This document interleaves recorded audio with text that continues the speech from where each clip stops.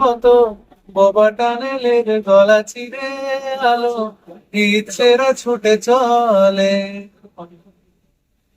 সারাটা জুড়ে তুমি আনাগোনা করেছো সে সুরে তার রং লেগে আছে অবুঝে পেন্সিল ফিরে গেছে কত বোবা টানেলের গলা চিরে আলো ইচ্ছেরা ছুটে চলে ইচ্ছে করে এই গানটা গাইলাম যেহেতু টানেলের উল্লেখ আছে। আমি এটা আর আসার আগে সে আমাকে বলছিলেন যে গোবা টানেল গানটাকে মেট্রোকে উদ্দেশ্য করে লেখা, কিন্তু সেটা অনেক আগেই লেখা, এই মেট্রো পরিকল্পনা শুরু হওয়ার আগে, কিন্তু আজকে কোথাও যেন দুটো অ্যাড হয়ে গেল। কিন্তু দুটো লাইনই মাত্র, আরেকটু শুনবো না? সে অনুষ্ঠানে আসলে শুনবো।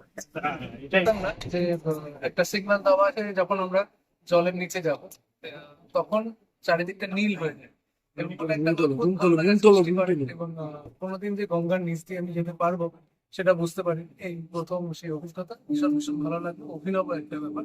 এবং সেটাতে এই সব কিছুর সঙ্গে জুড়ে আছে মানুষের বিভিন্ন সুবিধা এবং নাগরিকদের আরো সুবিধা হবে বলেই মনে হচ্ছে যে চট করে আমরা জায়গায় পৌঁছে যেতে পারবো, এই কানেক্টিভিটি আমাদের যত উন্নত হবে।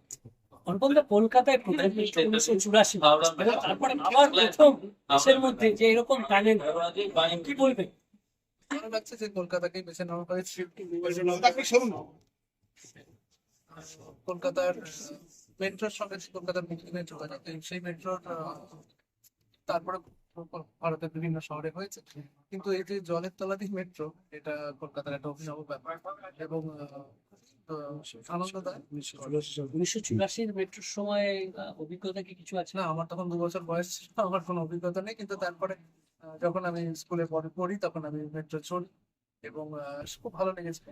প্রথম মেট্রো যাত্রা, আজকে একটা অন্যরকম মেট্রো যাত্রা হলো গঙ্গার তলাতে, এটা একটা অন্য। এই গঙ্গা যাত্রা যখন গঙ্গার নিচে দিয়ে যাচ্ছিলেন তখন কোনো গান মনে পড়ছে? ওটা বলছি। স্মার্ট কার্ডটা মোবাইল এক চিনচি পিছিয়ে আসুন দাদা, এটাই মানে এটা হলো উডি নদী স্টার্টস যখন আমাদের কনস্ট্রাকশন ফেজে ছিল সেই সময় ছবিটা হয়েছিল। আচ্ছা, বাহ।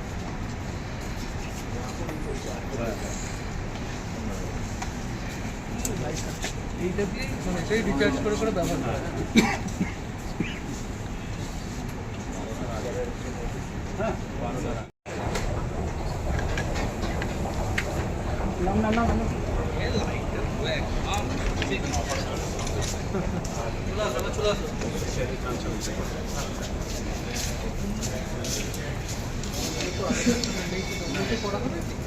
না, 15টাই করা যাবে না, বাকি 2 লাইনগুলোতে করা যাবে। আচ্ছা, তোমরা কি ট্রেনে কথা বলবে না এখানে কথা বলে নেবে?